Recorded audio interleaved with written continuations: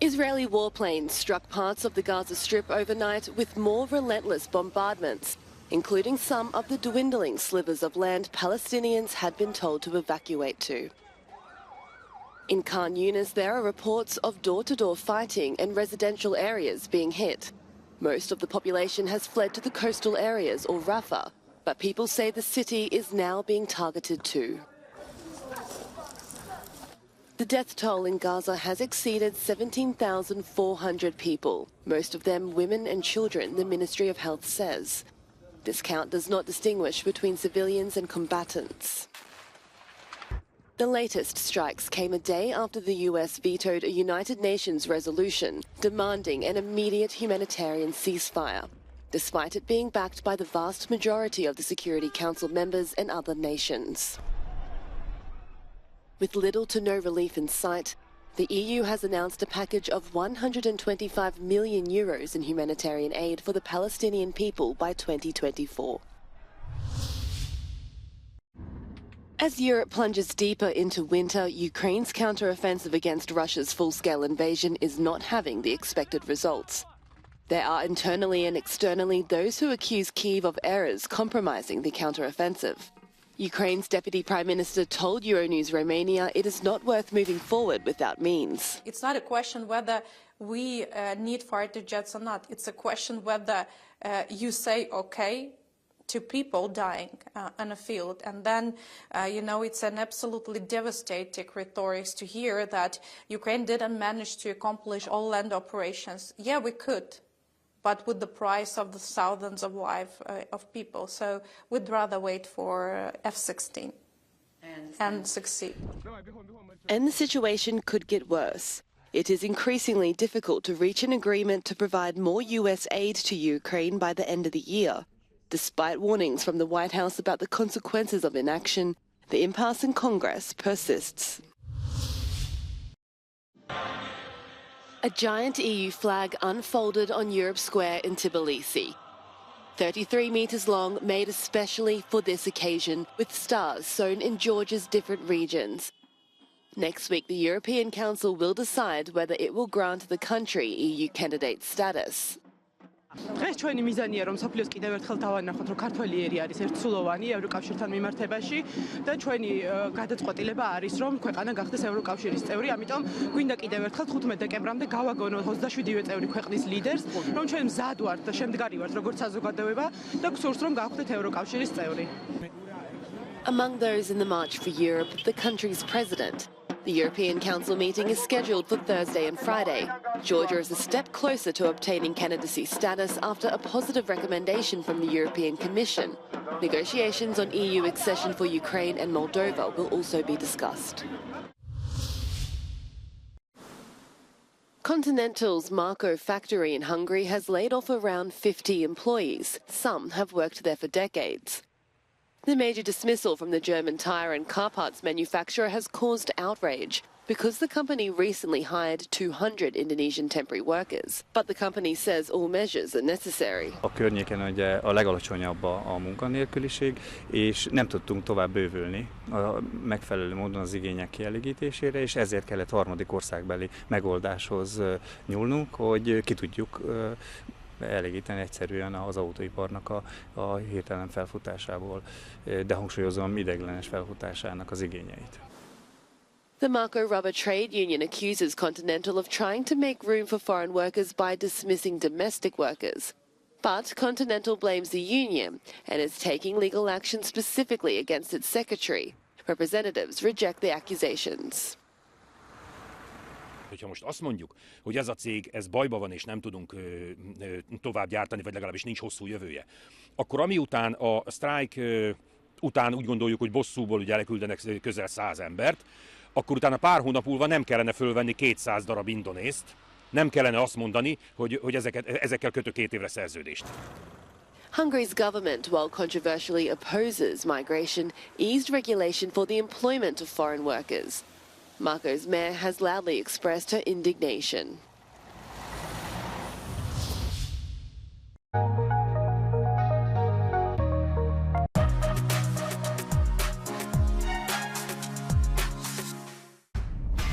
And I love you like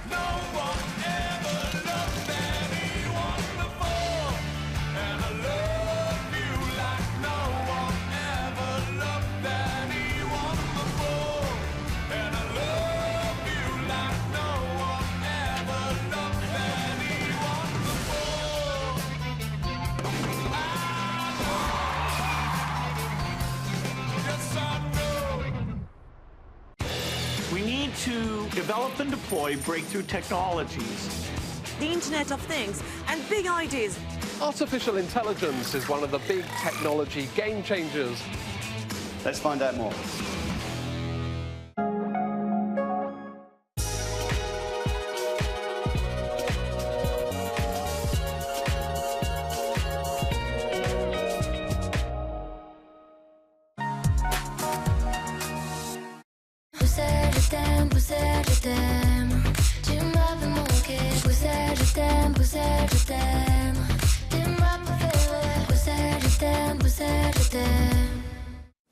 Hi there and welcome to Brussels, my love, Euronews' weekly talk show, where we take a look at some of the stories making news across Europe and break down what's at stake for you and for the EU in the wider world. I'm Maeve McMahon. Thank you so much for tuning in.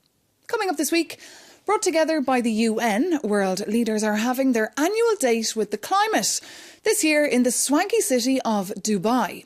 Ahead of the gathering, protesters from all across the board were on the streets calling for adequate action now.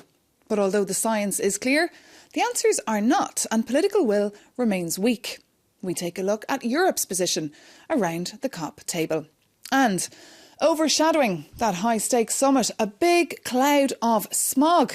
According to Human Rights Watch, the United Arab Emirates is choking from, quote, alarmingly high pollution levels triggered by their fossil fuel industry.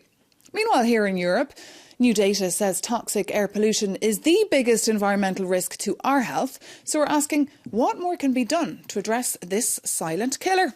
With our guests this week, Chris Hocknell, Director of 8 Versa, a sustainability consultancy advising companies on how to reach net zero. Susanna Karp, EU Climate Policy Specialist and Deputy Director of Cleantech Europe. Welcome.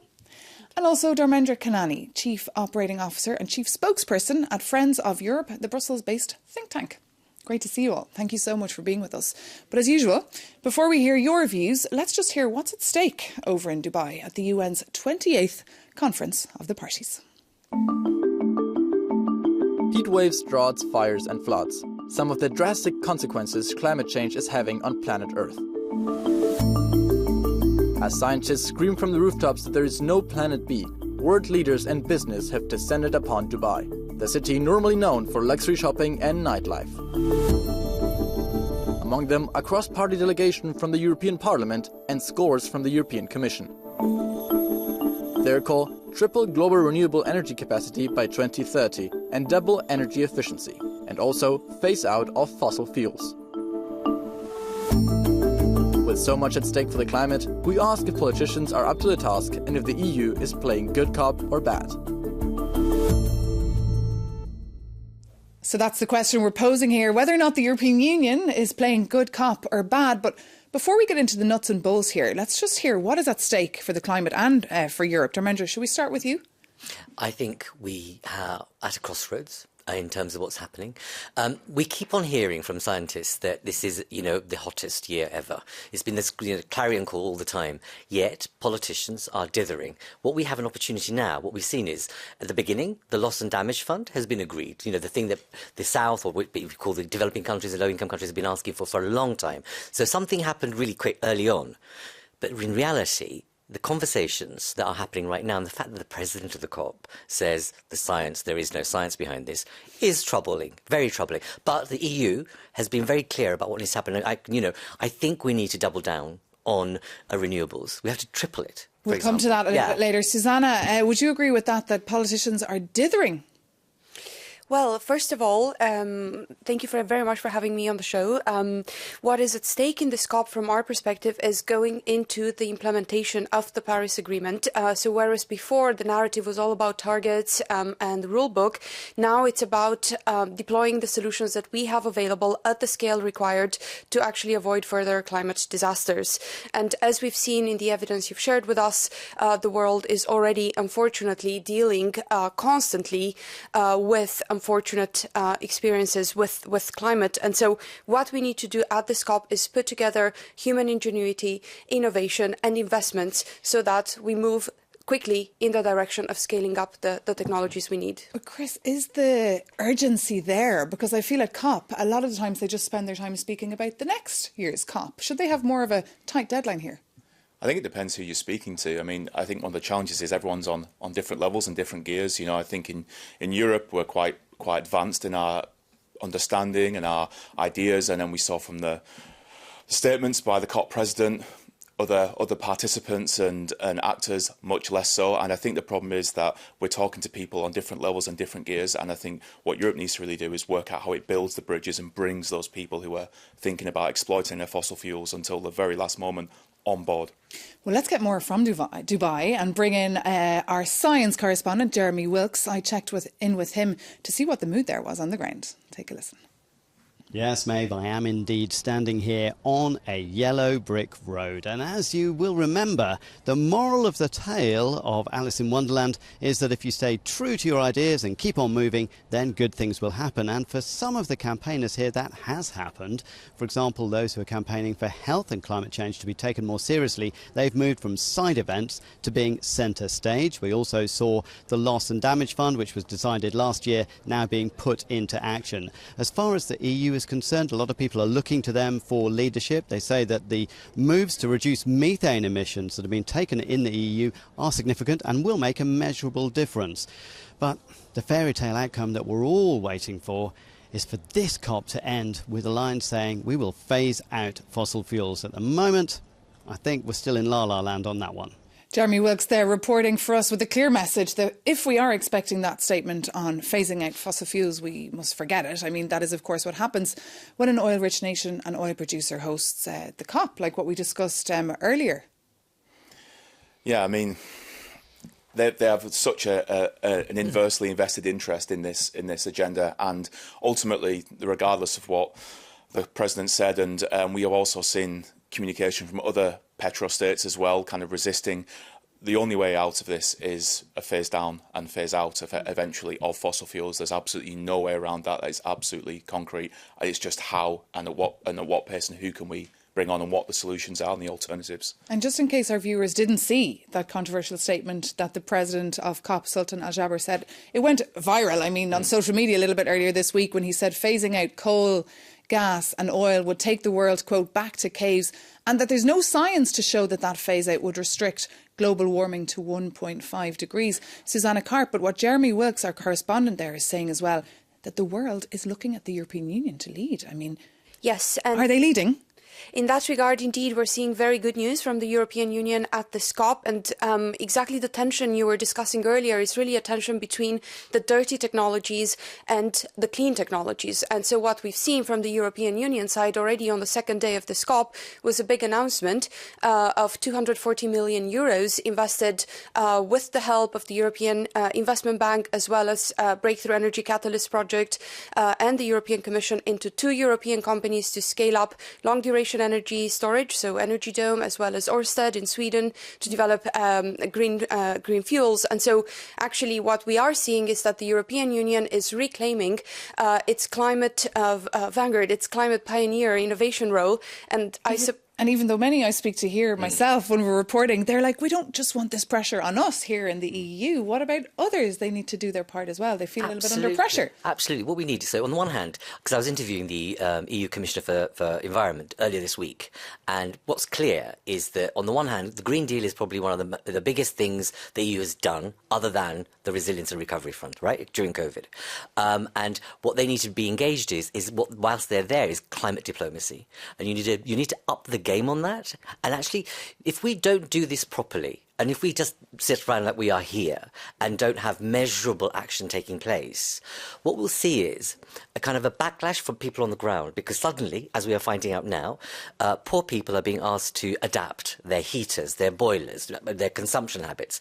But they're thinking, well, if politicians and others thought this was such an urgency, why now? And why are we paying for it? And you're going to see that backlash. You saw that in the UK in Boris Johnson's seat. Well, let's get the perspective from Chris. You're based, of course, in London. I mean, here the European Green Deal was sold a couple of years ago as Europe's man on the moon moment. We're seeing it's tricky to get across. What are you seeing there with the UK's ambitions? How are they getting on? Well, there's been a rolling back, as you may have seen, with Rishi Sunak. He's kind of rolling back some of the ambitions, as I think from our perspective is that we're in this kind of rubber hitting the road phase where we've come up with these pledges and these aspirations, and now we're trying to work out how to implement them, and there's pushback and there's political fights going on.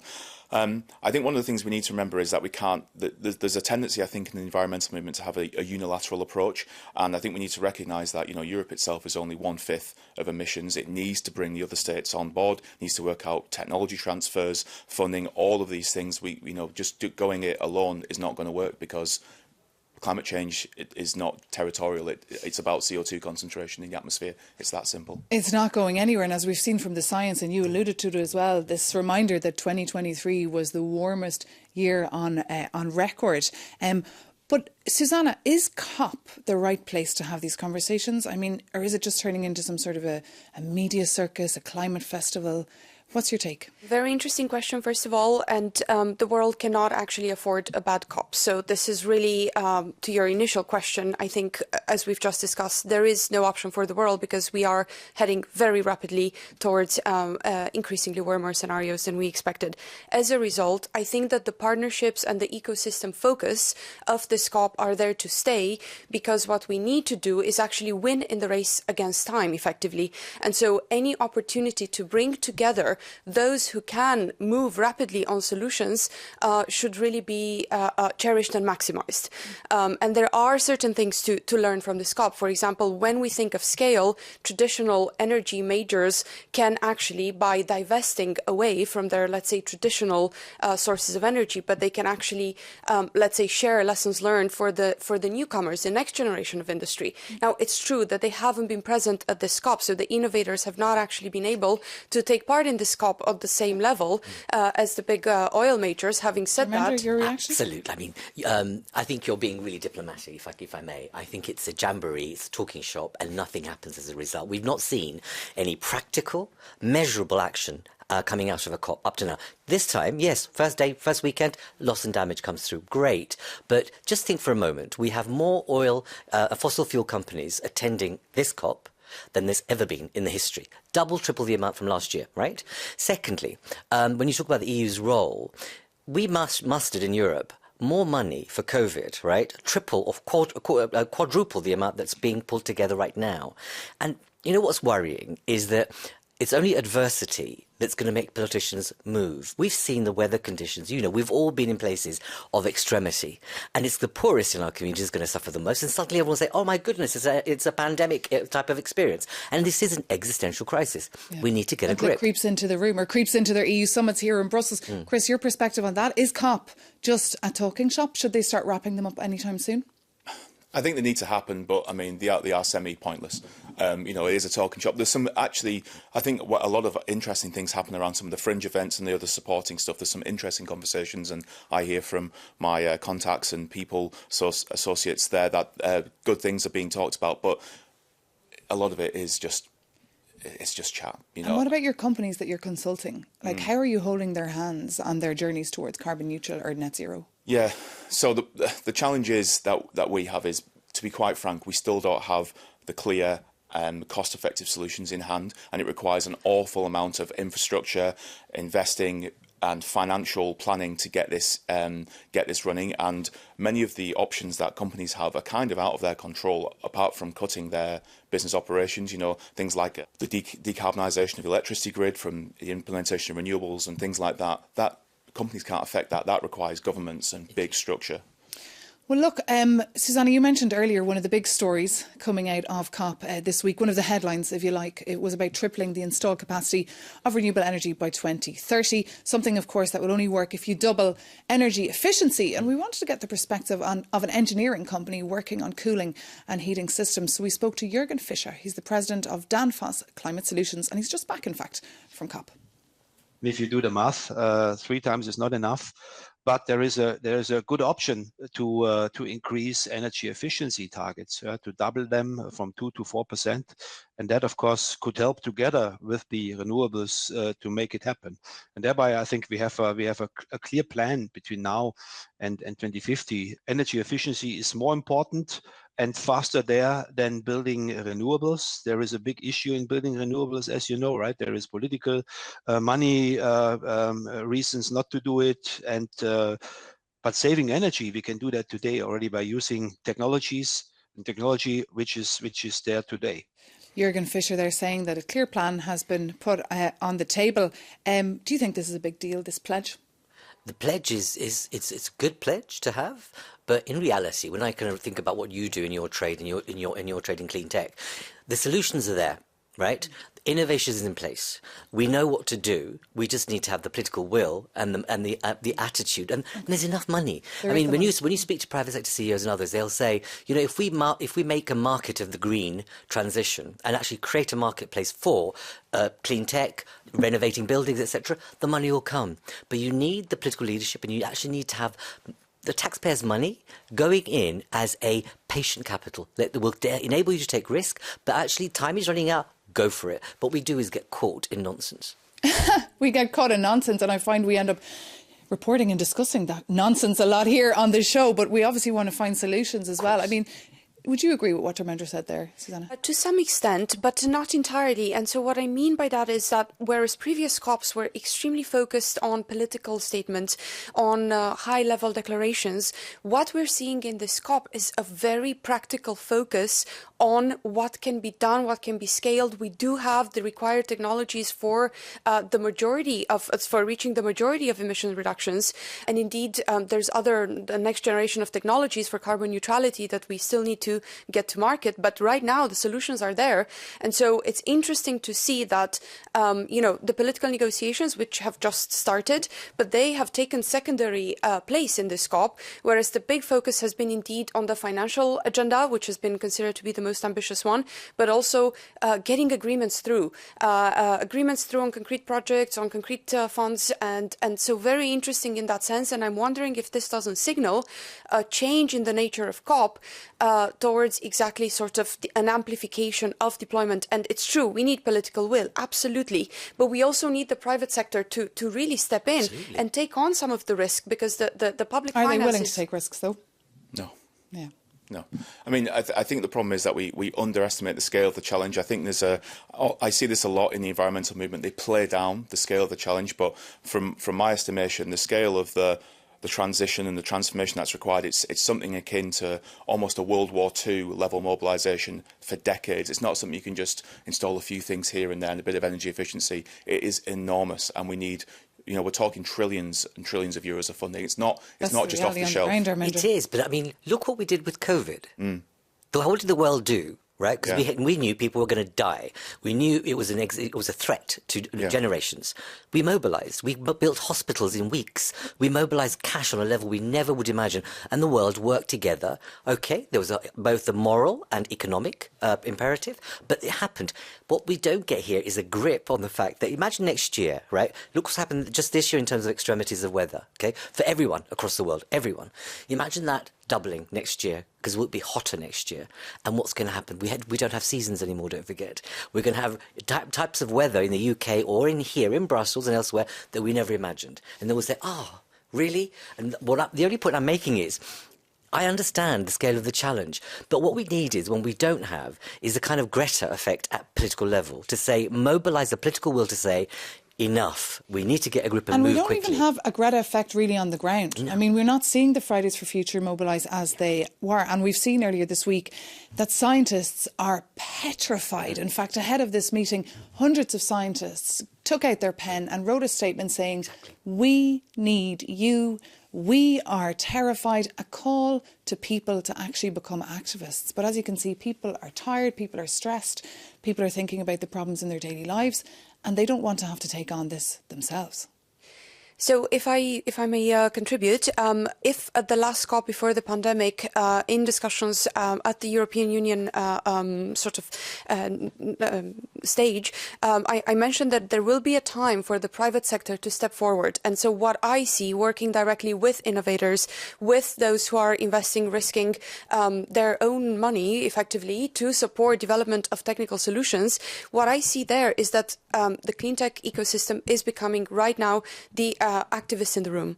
So they are actually the ones that are pushing the conversation forward and being uncomfortable in rooms, asking for money to be divested away from fossil fuels towards the solutions that have net zero emissions or zero emissions. And so that design out CO2 from production processes. Okay. I think the renewables companies have a financial incentive, obviously, to do this, but I think the challenge is that no governments and politicians are willing to be honest with the public and say net zero is going to cost you €5,000 per head for the next 30 years, and no one's willing to do that. And that's not getting them the votes either. I'm going to have to stop please. it there. I'm afraid we have to take a short break. But do keep an eye on euronews.com for all the latest from the COP. We have a daily blog from the ground. But for now, stay with us, because after the break, we'll be telling you about Europe's severe public health crisis of air pollution. See you soon.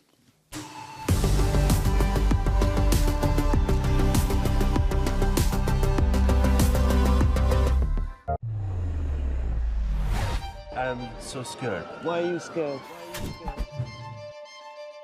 Italia se muere de sed. La situación es especialmente dramática. Being here is just chilling. Und die Menschen haben Angst vor diesem Wasser. Refugees arrive at any moment.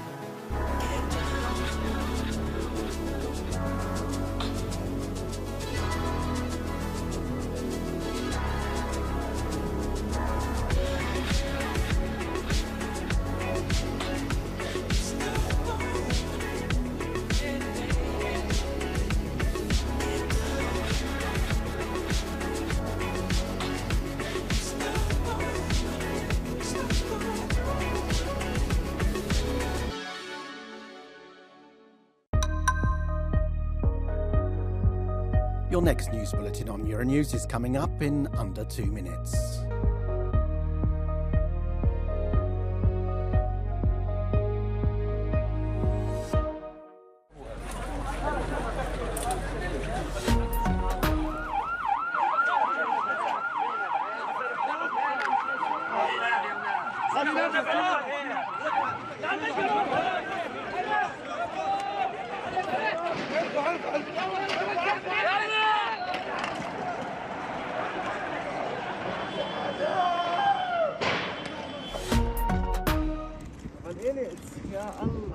عمار تفاهم خليه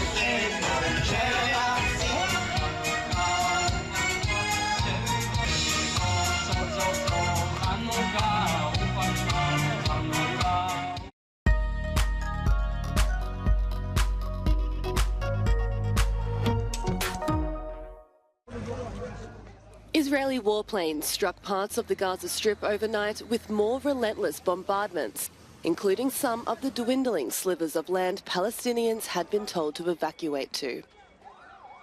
In Khan Yunis, there are reports of door-to-door fighting and residential areas being hit. Most of the population has fled to the coastal areas or Rafah, But people say the city is now being targeted too. The death toll in Gaza has exceeded 17,400 people, most of them women and children, the Ministry of Health says. This count does not distinguish between civilians and combatants. The latest strikes came a day after the US vetoed a United Nations resolution demanding an immediate humanitarian ceasefire, despite it being backed by the vast majority of the Security Council members and other nations. With little to no relief in sight, the EU has announced a package of €125 million in humanitarian aid for the Palestinian people by 2024. As Europe plunges deeper into winter, Ukraine's counter-offensive against Russia's full-scale invasion is not having the expected results. There are internally and externally those who accuse Kyiv of errors compromising the counter-offensive. Ukraine's Deputy Prime Minister told Euronews Romania it is not worth moving forward without means. It's not a question whether we need fighter jets or not. It's a question whether you say okay to people dying in a field. And then, it's an absolutely devastating rhetoric to hear that Ukraine didn't manage to accomplish all land operations. Yeah, we could, but with the price of the thousands of lives of people. So we'd rather wait for F-16 and succeed. And the situation could get worse. It is increasingly difficult to reach an agreement to provide more US aid to Ukraine by the end of the year. Despite warnings from the White House about the consequences of inaction, the impasse in Congress persists. A giant EU flag unfolded on Europe Square in Tbilisi. 33 metres long, made especially for this occasion, with stars sewn in Georgia's different regions. Next week, the European Council will decide whether it will grant the country EU candidate status. დღეს ჩვენი მიზანია რომ სოფლიოს კიდევ ერთხელ დავანახოთ რომ ქართველი ერი არის ერთსულოვანი ევროკავშირთან მიმართებაში და ჩვენი გადაწყვეტილება არის რომ ქვეყანა გახდეს ევროკავშირის წევრი, ამიტომ გვინდა კიდევ ერთხელ 15 დეკემბრამდე გავაგონოთ 27-ვე წევრი ქვეყნის ლიდერს, რომ ჩვენ მზად ვართ და შემდგარი ვართ როგორც საზოგადოება და გსურს რომ გავხდეთ ევროკავშირის წევრი. Among those in the March for Europe, the country's president. The European Council meeting is scheduled for Thursday and Friday. Georgia is a step closer to obtaining candidacy status after a positive recommendation from the European Commission. Negotiations on EU accession for Ukraine and Moldova will also be discussed. Continental's Marco factory in Hungary has laid off around 50 employees. Some have worked there for decades. The major dismissal from the German tyre and car parts manufacturer has caused outrage because the company recently hired 200 Indonesian temporary workers. But the company says all measures are necessary. A környéken ugye a legalacsonyabb a munkanélküliség, és nem tudtunk tovább bővülni a megfelelő módon az igények kielégítésére, és ezért kellett harmadik országbeli megoldáshoz nyúlnunk, hogy ki tudjuk elégíteni egyszerűen az autóiparnak a hirtelen felfutásából, de hangsúlyozom ideiglenes felfutásának az igényeit. The Marco Rubber Trade Union accuses Continental of trying to make room for foreign workers by dismissing domestic workers. But Continental blames the union and is taking legal action specifically against its secretary. Representatives reject the accusations. Hogyha most azt mondjuk, hogy ez a cég, ez bajba van és nem tudunk tovább gyártani, vagy legalábbis nincs hosszú jövője, akkor amiután a sztrájk után úgy gondoljuk, hogy bosszúból ugye elküldenek közel 100 embert, akkor utána pár hónap múlva nem kellene fölvenni 200 darab indonészt, nem kellene azt mondani, hogy ezekkel kötök 2 évre szerződést. Hungary's government, while controversially opposes migration, eased regulation for the employment of foreign workers. Marco's mayor has loudly expressed her indignation.